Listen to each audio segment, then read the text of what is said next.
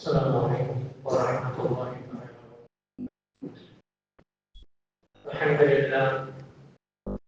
الحمد لله كفى والصلاة والسلام على المصطفى وعلى آله الشرفاء وصحبه الخلفاء أما بعد. وقد قال الله تعالى في كلامه القدير وفي القرآن المجيد إنه من سليمان وإنه بسم الله الرحمن الرحيم صدق ربنا العظيم. கண்ணியத்திற்கும் பெரும் மரியாதைக்குரிய அல்லாஹ் நல்லடியார்களே, அல்லாஹ் ஜல்ல சுப்ஹானஹு வ தஆலா அவருடைய பேரர்களால் அவருடைய மார்க்கத்தை விளங்குவோமாக முறை செய்கிறான். கடந்த 2 வாரங்களாக சரித்திரத்தை பற்றி பார்த்தோம், வரலாற்றை பற்றி. இன்ஷா அல்லாஹ் இந்த வாரமும் அதே போல் ஒரு வரலாறு தான், ஆனால் அதுக்கு முக்கிய வரலாறு. நமக்கு தெரியும், ஹஜ்ஜை பற்றி பேச வேண்டியிருக்குது, குர்பானியை பற்றி பேச வேண்டியிருக்குது. இருந்தாலும் இந்த வாரம் துல்காதா மாதத்துடைய முதல் வாரம். இந்த மாசத்துல ஒரு 3 ஜும்மா இருக்கு, அடுத்த மாசத்துல ஒரு ஜும்மா இருக்கு, 4 ஜும்மா இருக்கு. அதனால ஹஜ்ஜை பத்தி குர்பானியை பத்தி பேசுறது 4 ஜும்மாவுக்கு போகுதுன்னு நினைச்சிட்டு இந்த வாரம் தெரிந்து கொள்ள வேண்டிய வரலாற்றை பற்றி பார்ப்போம். பெருமானார் ஸல்லல்லாஹு அலைஹி வஸல்லம் அவர்கள் சொன்னார்கள், காலத்திலே சிறந்தது என்னுடைய காலம், பின்பு அடுத்த காலம், பின்பு அடுத்த காலம் என்று 3 காலத்தை சொன்னார். கயருல் குரூனி கர்னி, என்னுடைய காலங்களில் இருந்து என்னுடைய காலம், அடுத்த சஹாபா தாபீன்களுடைய காலம், அடுத்த தபா தாபீன்களுடைய காலம். 3 தலைமுறையை நபி ஸல்லல்லாஹு அலைஹி வஸல்லம் சொன்னார். இந்த தலைமுறை வரைக்கும் குழப்பமே கிடையாது. இந்த தலைமுறைக்கு பின்னால்தான் இஸ்லாத்துல குழப்பங்கள் ஆரம்பித்தது. இந்த 3 காலங்களும் பொற்காலம் என்று சொன்னால் வரலாற்று அது முடியாது. ஒவ்வொருவரும் சொர்க்கத்தினுடைய அமலம் செய்யக்கூடிய மனிதர்களா இருந்தாங்க. சரி, நபி ஸல்லல்லாஹு அலைஹி வஸல்லம் அவர்கள் கீர்த்திய காரணம், மௌத்துன்னு சொல்லக்கூடிய கீர்த்திய காரணம், இந்த உலகத்திலிருந்து மறு உலகத்துக்கு ஷிஃப்ட் ஆகும். அது நடந்த பின்பு திங்கட்கிழமை காலையில அந்த நிகழ்வு நடந்தது. சுபோரி நேரத்தில் நபி ஸல்லல்லாஹு அலைஹி வஸல்லம் இறந்தாங்க. பிறப்பும் இறப்பும் ஒரே நாள். அடுத்து நபியோடைய உடல் அடக்கப்பட்டது புதன்கிழமை இரவு. திங்கட்கிழமை முழுவதும் இருந்துச்சு, செவ்வாய்க்கிழமை இருந்தாங்க, புதன்கிழமை தான் நைட்ல அடக்கப்படுறாங்க. இது ஆயிஷா சித்திகா ரலியல்லாஹு தஆலா அறிவிக்கிறாங்க, நபியுடைய குடும்பத்தினருடைய வீட்டிலே எண்ணெய் இல்லை, மண் வெட்டி வெட்டப்படக்கூடிய சத்தத்தை வைத்து நபியுடைய உடல் அடக்கப்படுகிறது என்பதை நாங்கள் தெரிந்து கொண்டோம். ஆச்சரியமான விஷயங்களா? நபியுடைய உடல் எப்ப அடக்கம் தெரிஞ்சுக்கணும்னா, மண்வெட்டி மண்ணை வெற்ற சத்தத்தை கேட்டு நாங்கள் நபியோட உடலுக்கு அடக்கப்படுகிறது என்பதை நாங்கள் தெரிந்து கொண்டோம் அப்படிங்கிறாங்க. அப்ப எந்த அளவுக்கு நபியோடைய குடும்பம் இருந்ததுங்கிறத சிந்திச்சு பாருங்க. நபியோட உடல் இருக்கும் போதே அடக்கப்படுவதற்கு முன்பே அன்சார், நல்லா கவனிக்கிறது, ஒவ்வொரு ஆணும் பெண்ணும் தெரிந்து கொள்ள வேண்டிய வரலாறு. அன்சாரிகள் தனியாக ஒரு மீட்டிங் போடுறாங்க. அந்த மீட்டிங்ல அவங்க என்ன சொல்றாங்க, இதுவரைக்கும் நபிக்கு பின்னால் நாம் வாழ்ந்துட்டோம், இதுக்கு பின்னால் முஹாஜிர்களை நம்ம எப்படி கையாளுவது எனக்கு தெரியாது, அதனால் நமக்கு ஒரு அமீரை தேர்ந்தெடுப்போம் என்று ஸைத் ரலியல்லாஹு தஆலா அன்ஹு அவர்கள் வீட்டில் ஒரு மீட்டிங் போடுறாங்க. அன்சாரிகள் யார் தெரியல? மண்ணின் மைந்தர்கள், மதீனா மண்ணின் மைந்தர்கள் அவங்க தான். முஹாஜிர்கள் மக்காவிலிருந்து குடிபெயர்ந்தவர்கள், பிற மற்ற பகுதிகளிலிருந்து குடிவந்தவர்கள். இப்போ இந்த செய்தியை ஒரு நபித்தோழர் உமர் ரலியல்லாஹு தஆலா அன்ஹு அவர்கள் நபியுடைய ஜனாதா பக்கத்துல சோகமா நிக்கிறாங்க, அவருடைய காதை கடிக்கிறாரு. இப்படி ஸைத் ரலியல்லாஹு தஆலா வீட்டுல ஒரு மீட்டிங் நடந்திருக்கு அப்படின்னு. உடனே உமர் ரலியல்லாஹு தஆலா அன்ஹு அவர்கள் அபூ ஸதீக் ரலியல்லாஹு தஆலா கையை பிடிச்சிட்டு எங்க போகணுங்கிற வாங்கி போட அப்படி கையை பிடிச்சிட்டு வெளியே வர்றாங்க. வர்ற வழியில அபூ உபைதா ரலியல்லாஹு தஆலா அன்ஹு குறுக்க வர்றாங்க. இந்த அபூ உபைதா யார் தெரியுமா?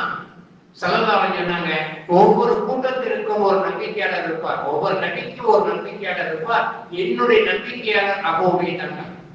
அவங்கள சர்டிஃபிகேட் கொடுக்கப்பட்ட நபர் குறுக்க வர்றாங்க, அவங்களை சேர்த்து வாங்க ஒரு இடத்துல போயிட்டு வருவோம் அப்படியே ஒரு நேரம் ஸைத் ரலியல்லாஹு தஆலா வீட்டுக்கு போறாங்க.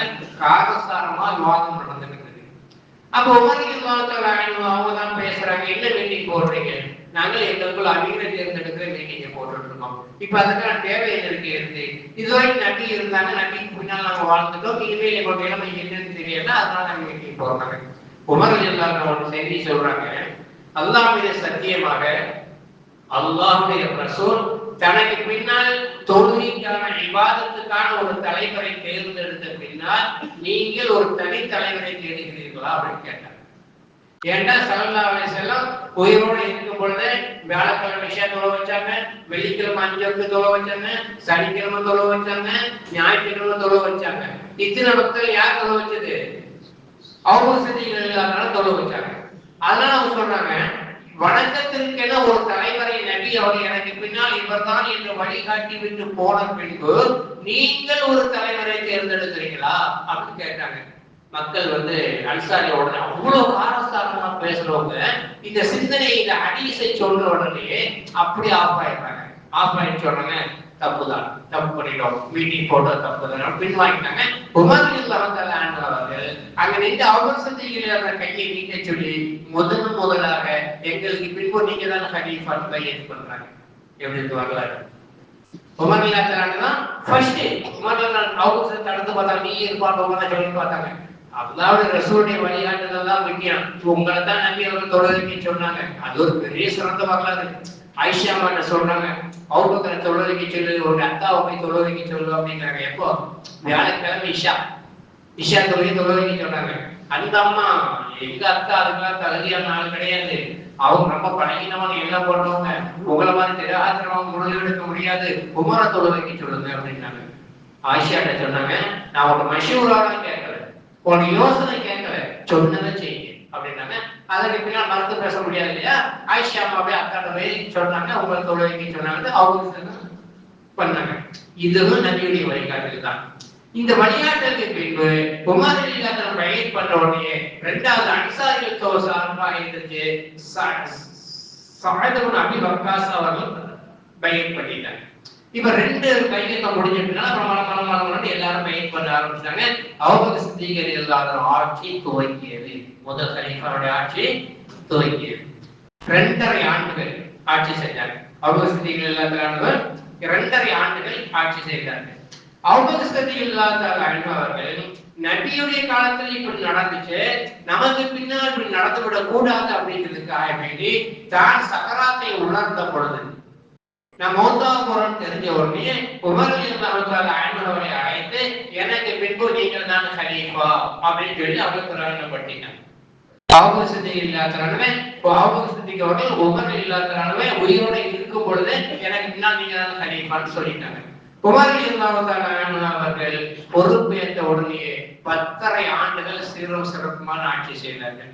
இப்போ ஈரான், ஈராக் எல்லாமே உமர் ரலியல்லாஹு காலத்துல ஆட்சிக்குள்ள வந்துருச்சு. அந்த அளவுக்கு உமர் ரலியல்லாஹு பறந்து விரிந்த ஒரு ஆட்சியை செய்தார்கள். அவங்க நீதியை பத்தி பேசவே தேவையில்லை. எந்த அரசியல்வாதிகள் இப்ப போய் கேட்டாலும் இவருடைய ஆட்சி எப்படி இருக்குன்னு ஆசைப்படுறீங்கன்னா கலீஃபா உமருடைய ஆட்சியின் ஆட்சியை ஆசைப்படுறதுன்னா எல்லாருமே சொல்லுவாங்க. அரசியல் கொண்ட புதுசு நம்ம இந்தியா உட்பட அப்படி சீரும் சிறப்புமான ஆட்சி பண்ணிட்டாங்க.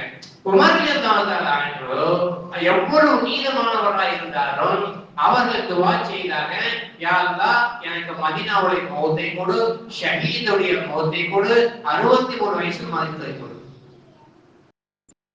எப்படி துவா?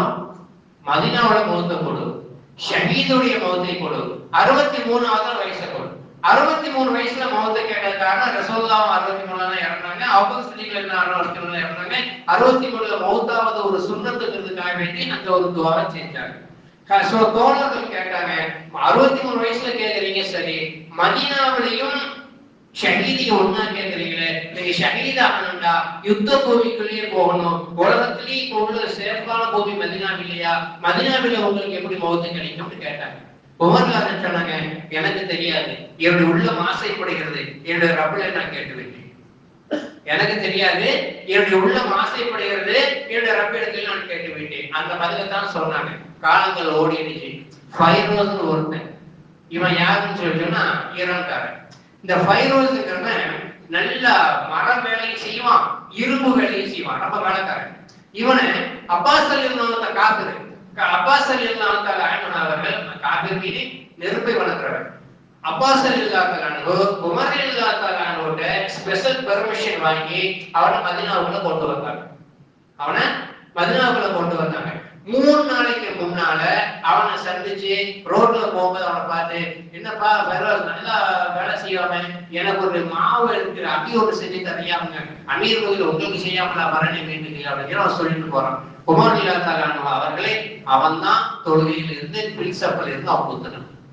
உமர் குத்துப்பட்ட உடனே கேட்டாங்க, மண் கத்தலனி, என்னை யார் குத்தியது என்று சொல்லும் பொழுது, இந்த நபர் என்று சொல்லும் போது அல்ஹம்துலில்லாஹி அல்லதி ஷஹிதனி, எனக்கு ஷஹாதத்துடைய அந்தஸ்தை தந்த அல்லாஹ்வுக்கே எல்லா புகழும். உமர் ரலியல்லாஹு சொன்னாங்க. 3 நாட்கள் அவருடைய காயத்தில் இருந்தாங்க. மருத்துவர்கள் சொல்லிட்டாங்க பிழைக்க மாட்டாங்க. அவங்க எதை வச்சு சொல்லுவாங்கன்னு சொல்லி சொன்னா, அந்த காயத்துல கோதுமையை கரைச்சிக்கிட்டு ஊத்துவாங்க. அந்த கோதுமை தண்ணி வயிற்றுலயே தங்கிட்டா காப்பாத்திடலாம், குழந்தை வச்சிடலாம். அந்த தண்ணி வெளியே வந்துருச்சுன்னா காப்பாற்ற முடியாது. இது அந்த காலத்துல உள்ள டெக்னிக்கல். அந்த டெக்னிக்கை வச்சு உமர் ரலியல்லாஹு அன்ஹு குழைக்க மாட்டாங்கன்னு மருத்துவர் சொல்லணும். உமர் ரலியல்லாஹு அன்ஹு அவர்கள் 3 நாளைக்கு இருந்தாங்க. 3 நாளையில அடுத்த கலீஃபாவுடைய பேச்சு வந்து உமர் ரலியல்லாஹு அன்ஹு குடும்பத்தினர் சொன்னாங்க, உங்களுடைய மகன் அப்துல்லாவை வந்து கலீஃபா ஆக்கியிருக்கிறேன் அப்படின்னு சொன்னாங்க. இந்த பாயிண்ட் ரொம்ப கவனிங்க. அப்துல்லா குடும்ப தலைவர் அமீர் ஆக்கியிருக்கிறேன் அப்படின்னு சொன்னாங்க. எனக்கு கிடைச்சி இந்த பொறுப்பை நான் பயன்படுத்தி இருக்கிறேன்.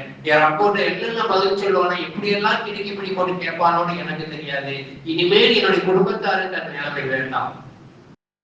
அமீர் அந்தஸ்து சொன்னாங்க, என்னுடைய குடும்பத்தாருக்கு இனிமே அந்த தொல்லை வேணாம், அதனால வந்து நான் செய்ய மாட்டேன் அப்படின்னு சொல்லிட்டு அவங்க சொல்றாங்க. அபூ உபைதா இருந்திருந்தாரா, அவரை நான் அமீரா நியமிச்சிருப்பேன். நாளைக்கு ரப்பு இடத்துல கேட்டால் அல்லாஹ்வுடைய ரசூல் இவருக்கு சர்டிபிகேட் கொடுத்தாங்க, நம்பிக்கை இருந்து, அதனால அமீர் பொறுப்பு கொடுத்து நான் ரசூலை சாட்டி விட்டுருவேன். முஆத் பின் ஜபல் இருந்திருந்தால் அவரிடத்தில் நான் பதவியை கொடுத்திருப்பேன். அல்லாஹ் கேட்டால் முஆத் பின் ஜபல் ஸல்லல்லாஹு அலைஹி வஸல்லம் அவர்கள் அறிவு ஜீவிகளுடைய தலைவர்னு சொல்லியிருக்காங்க, அதனால அவருக்கு அந்த பொறுப்பை நான் கொடுத்திருப்பேன். அதனால் இப்போதுக்கு நான் யாரும் கொடுக்க விரும்பவில்லை. அல்லாஹ்வுடைய ரசூல் யாரை எல்லாம் அதிக புகழ்ந்து பேசினார்களோ அப்படிப்பட்ட 6 நபர்களை கொண்டு நான் ஒரு மஷூரா கமிட்டி அமைத்து தருகிறேன். அவர்களுக்குள் அவர்கள் தலைவரை தேர்ந்தெடுத்துக் கொள்ளட்டும் என்று பெருமானார் ஸல்லல்லாஹு அலைஹி வஸல்லமுடைய அந்த நலனை கருதி, அந்த நல்ல பேரை கருதி 6 பேரை தேர்ந்தெடுத்தாங்க. அந்த 6 பேர்ல உஸ்மான் ரலியல்லாஹு தஆலா, அலி ரலியல்லாஹு தஆலா, ஜுபைர் ரலியல்லாஹு தஆலா, அப்துர் ரஹ்மான் இப்னு அவுஃப் ரலியல்லாஹு தஆலா, சஅத் இப்னு அபி வக்காஸ் ரலியல்லாஹு தஆலா, உபாதத் இப்னு ஸாமித் ரலியல்லாஹு தஆலா, இந்த 6 பேரை கொண்ட குழுவை அமைத்தார்கள். இந்த 6 பேரும் சேர்ந்துதான் உஸ்மான் ரலியல்லாஹு தஆலா அவர்களை தேர்ந்தெடுத்தார். சரியா?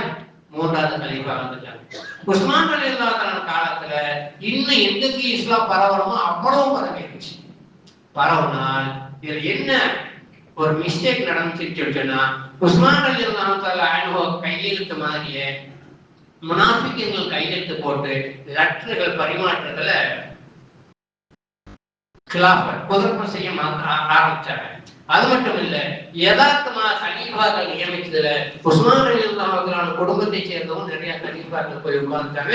இதுல உஸ்மான் ரலியல்லாஹு தஆலா அதை பத்தி அவங்க யோசிக்கிற எண்ணமே இல்லை. குர்ஆன் ஓதுவாங்க, ஆட்சி பண்ணுவாங்க, இப்படியேதான் அவங்க போயிட்டு இருந்தாங்க. அதனால அவங்களுக்கு தெரியாததுனால 2000 யமனிகள் ஒன்று சேர்ந்து ஒரு போராட்ட குழுவை முதலாக உருவாக்குறாங்க. தீவிரவாத குழு 2000 பேர் மதீனாவுக்குள்ள வந்திருக்காங்க. வந்துட்டு உஸ்மான் ரலியல்லாஹு தஆலா அவர்களை கொலை செய்ய முயற்சி பண்றாங்க. சஹாபாக்கள், பெரும் சஹாபாக்கள் எல்லாம் ஒதுங்கி நிக்கிறாங்க. அலி ரலியல்லாஹு அன்ஹு மட்டும் ஹசன் ஹுசைனை வீட்டு வாசல்ல நிப்பாட்டிட்டு தானும் ஒதுங்கிய வாளோடு உஸ்மான் ரலியல்லாஹு அன்ஹு வீட்டிலேயே அப்படி நடந்துட்டு இருக்காங்க. இங்க தெருவில் நடந்துட்டு இருக்காங்க. அலி ரலியல்லாஹு அன்ஹு ஹசன் ஹுசைனை மீறி வாயில் பிரகாரம், ரொம்ப ஷார்ட்டா சொல்றேன், வாயில் பிரகாரம் அந்த வீட்டுக்குள்ள உஸ்மான் ரலியல்லாஹு அன்ஹு வீட்டுக்குள்ள போக முடியாது தெரிஞ்ச அந்த எதிரிகள், போராட்டக்காரர்கள் உஸ்மான் ரலியல்லாஹு அன்ஹு வீட்டு மேல ஏறி முகட்டை பிச்சுக்கிட்டு, அந்த காலத்துல ரூஃபா இருந்துச்சு, முகட்டை பிச்சுக்கிட்டு உள்ள இறங்குறாங்க. உஸ்மான் ரலியல்லாஹு அன்ஹு குர்ஆன் ஓதிட்டு இருக்கிறாங்க. அவங்களை வெட்ட வாளை ஓங்கும் போது அவருடைய மனைவி நாயிதா ரலியல்லாஹு தஆலா அன்ஹா, ரொம்ப சிறப்பான பெண்மணி, அவங்க ஒய்ஃப், அவங்க வந்து வாளை தடுக்கிறாங்க.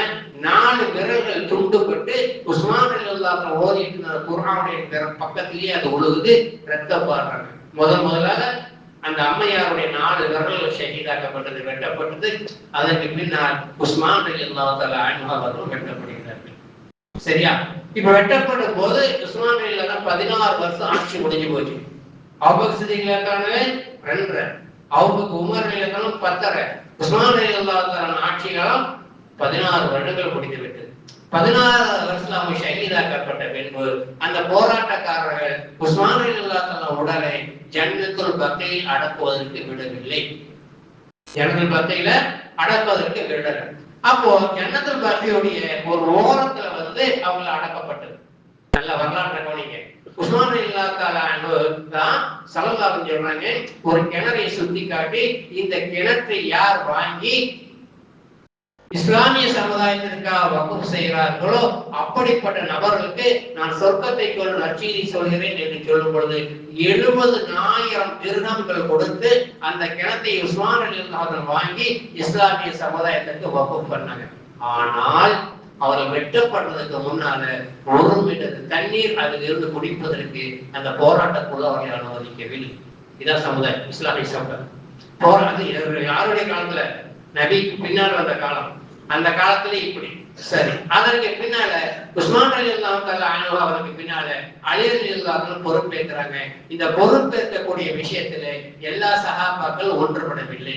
அங்க பிரிகிறாங்க. எப்படி பிரிகிறாங்க அப்படின்னு கேட்டா, யாரு உஸ்மானை கொலை செய்தார்களோ, ரலியல்லாஹு தஆலா அன்ஹு கொலை செய்தார்களோ அவர்களை படிக்கு படி வாங்கிய பின்புதான் அடுத்த ஆட்சியை பற்றி பேச வேண்டும் என்று சொல்லி சிரியாவுடைய ஆளுநராக இருந்த முஆவியா ரலியல்லாஹு தஆலா உட்பட அம்ர் இப்னு ஆஸ் ரலியல்லாஹு தஆலா முஆவியாவை ஒரு அணியா பிரிச்சுட்டாங்க. சில சஹாபாக்கள் மட்டும் அலி ரலியல்லாஹு தஆலாவுக்கு கிலாஃபத் பண்ணாங்க, பைஅத் பண்ணாங்க. இப்ப 4வது கலீஃபாவாக அலி ரலியல்லாஹு தஆலா அவர்கள் பொறுப்பேற்றாங்க. இது முழு மூச்சாக இல்லை, 2 குரூப்பாக இருந்து அலி ரலியல்லாஹு தஆலா போராட்டத்தின் மத்தியில் தான் அந்த பொறுப்பை எடுக்கிறார்கள். இதற்கு பின்னால் இஸ்லாமிய சமுதாயத்தினுடைய பிளவு, இந்த பழி வாங்கிய ஆகிய எதிரிகளை அப்படின்னு சொல்லிட்டு பாதி பேர் போர்க்கரணம் பண்ணும் பொழுது இதுல முஆவியா ரலியல்லாஹு தஆலா அன்ஹு அவர்கள் தலைமை தாங்குறாங்க. இந்த முஆவியா யாருன்னா தெரிஞ்சுக்கணும், அபூ சுஃபியானுடைய மகன். பெருமானார் ஸல்லல்லாஹு அலைஹி வஸல்லம் காலத்திலேயே சிரியாவோட கவர்னரா நியமிக்கப்பட்டவர். சிரியாவோட ரசூலுல்லாஹ் நியமித்ததுனால அபூபக்கர் அவரை ஆட்சி ரிமூவ் பண்ணல, உமர் ரலியல்லாஹு ரிமூவ் பண்ணல, உஸ்மான் ரலியல்லாஹு ரிமூவ் பண்ணல. அப்ப எத்தனை வருஷம்? 16, 26, 30, 32 வருஷமா அவர் அந்த பதவியில உட்கார்ந்தார். சிரியாவுடைய ஆளுநராக முஆவியா இருந்தார். ரசூலுல்லாஹ் நியமிச்சவரை நம்ம நிப்பாட்ட முடியாதுன்னு சொல்லிட்டு எல்லா குலஃபாய ராஷியும் 3 பேருமே அவரை நிப்பாட்டவில்லை. இப்ப அலி ரலியல்லாஹு தஆலா அன்ஹு அவரை முஆவியா இருக்கிறார். இந்த முஆவியாவின் பக்கம் யதார்த்தமாக ஆயிஷா சித்திகாவும் சேர்த்துக்கிறாங்க. நபியுடைய பாசத்திற்குரிய மனைவி நம்முடைய அம்மா ஆயிஷா அம்மாவும் முஆவியா ரலியல்லாஹு தஆலா பக்கம் சேர்த்துக்கிறாங்க. ஏன்னா அவங்களுக்கு அலி ரலியல்லாஹு தஆலா ஒரு உள்ள அரசியல் இருக்கு. அவங்க இட்டு வைக்கப்பட்ட நேரத்துல அலி ரலியல்லாஹு தஆலா சப்போர்ட் பண்ணலைங்கிறதுக்காக வேண்டி அவங்க இந்த பக்கம் சப்போர்ட் பண்றாங்க. ஆக மொத்தத்துல 2ஆக இஸ்லாமிய சமுதாயம் பிரியுது. ஹர்பே ஜமல்னு ஒரு போர் யுத்தம் நடக்குது. அதுல ஆயிஷா அம்மாவும் அலி ரலியல்லாஹு தஆலா ஒரு பக்கத்துக்கு ஆயிஷா அம்மா தலைமை தாங்குறாங்க, இன்னொரு பக்கத்துல அலி ரலியல்லாஹு தஆலா தலைமை தாங்குறாங்க. அதுக்கு சிஃபீன் யுத்தம், வரலாற்றிலேயே ரத்தக்கரை படித்த யுத்தம். அழுக வரும். சாதாரண யோகிக்காத அந்த வரலாற்றை படிச்சாங்கன்னா ரொம்ப கண்கலங்குவாங்க. அது யார் யாருக்கு நடக்குது? ஒரு பக்கம் அலி ரலியல்லாஹு தஆலா, இன்னொரு பக்கம் முஆவியா ரலியல்லாஹு தஆலா. முஆவியா ரலியல்லாஹு தஆலா பக்கம் யார் இருக்கிறா? சஹாபாக்கள். அலி ரலியல்லாஹு தஆலா பக்கம் யார் இருக்கிறா? சஹாபாக்கள், தாபீன்கள். அப்ப அலி ரலியல்லாஹு தஆலா என்று சொல்லப்படுகிறது, நீங்கள் மதீனாவில் இருந்துகிட்டு முஆவியாவை எதிர்க்க முடியாது, நீங்க ஒரு தலைநகரை கூஃபாவுக்கு மாத்துங்க. எங்க வரலாறு மாறுங்க பாருங்க. உங்களுடைய தலைநகரை கூஃபாவுக்கு மாத்துங்க அப்படின்னு சொல்லிட்டு கூஃபாவுக்கு தலைநகரை கொண்டு போய் மாத்திடுறாங்க உமர் அலி ரலியல்லாஹு தஆலா. அப்ப மதீனாவுல இருந்து கூஃபா, கூஃபா எங்க இருக்கு? ஈராக். ஈராக்லாம் ஒரே பகுதி அந்த நேரத்துல இப்பதானே பிரிஞ்சு கிடக்குது. ஈராக்ல தான் கூஃபா, கிஸ்ரா கோட்டை ஈராக்ல தான் இருக்குது. பாரசீகங்கிறது ஈராக் தான், கூஃபா ஈராக் தான், பகதாத் ஈராக் தான்.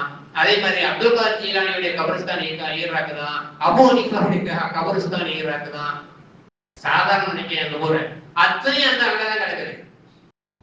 அந்த ஈராக்குக்கு மாத்தின உடனே சிரியா பக்கம் ஈராக் பக்கம் இப்ப உள்ள யுத்த பூமி நினைச்சு பாருங்க. அதே மாதிரி 2 பேரும் ஒன்னாட்டி யுத்தம் பண்றாங்க. சிஃபீன் யுத்தம். அந்த யுத்தத்துக்கு பேரு சிஃபீன் யுத்தம்.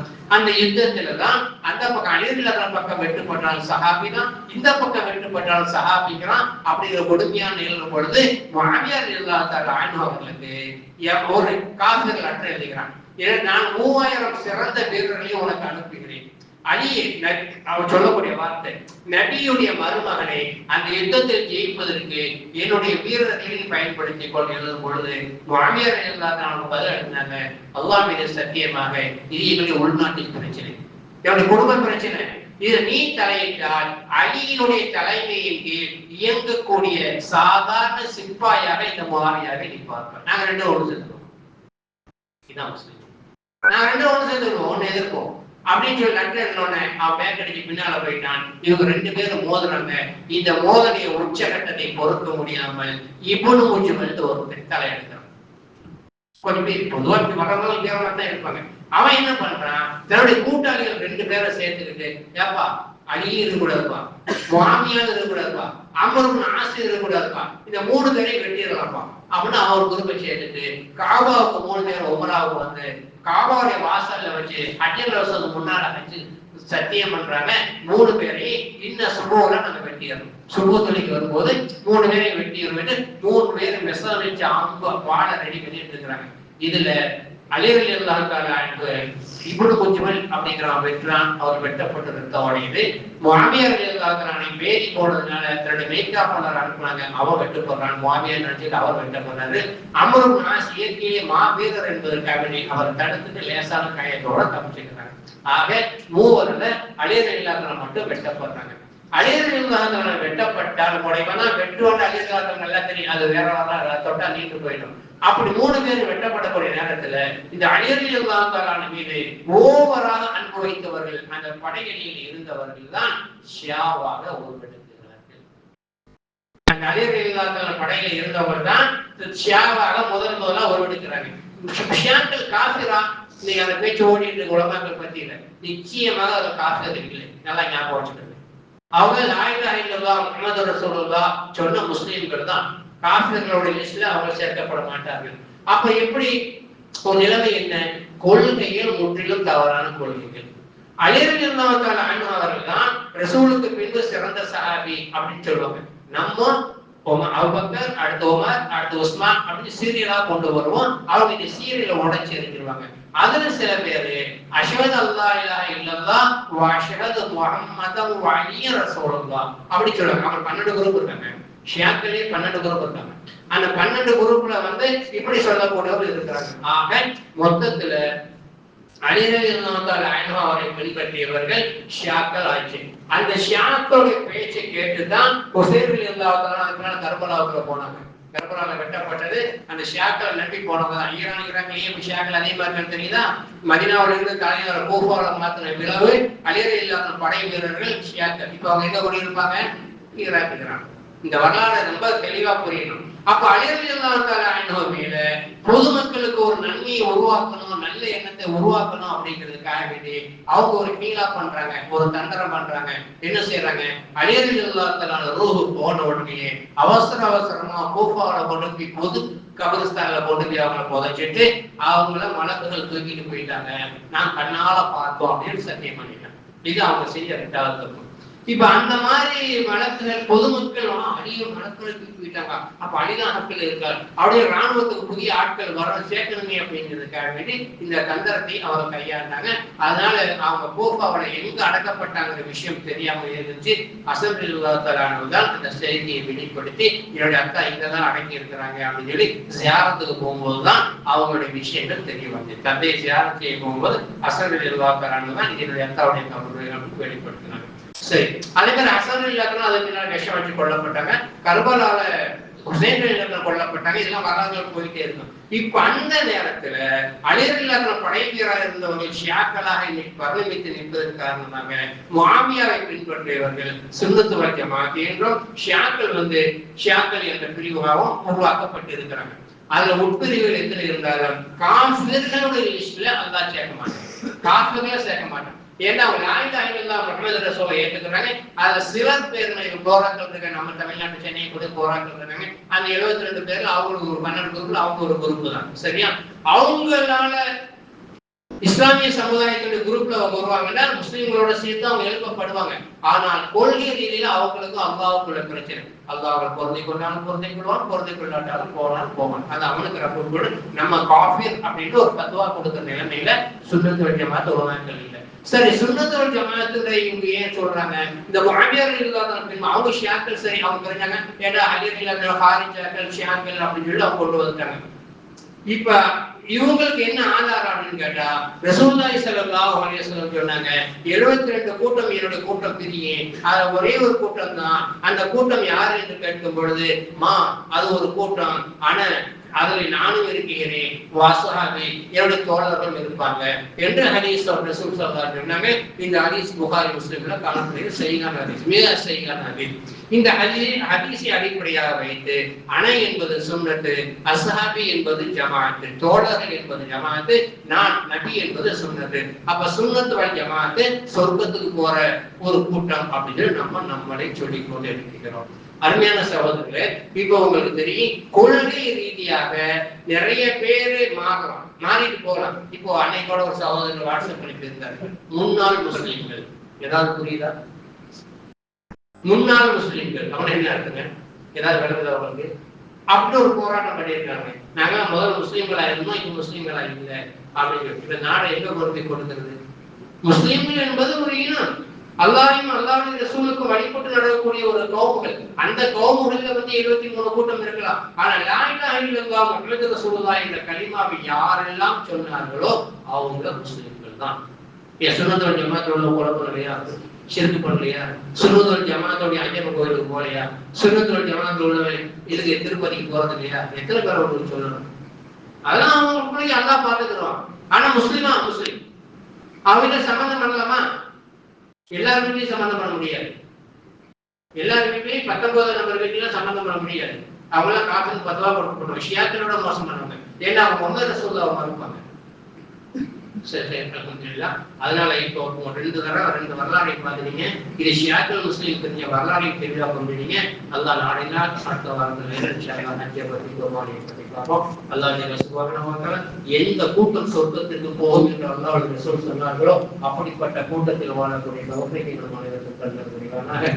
வாஹிர் தஅவானா அல்ஹம்துலில்லாஹி ரப்பில் ஆலமீன்.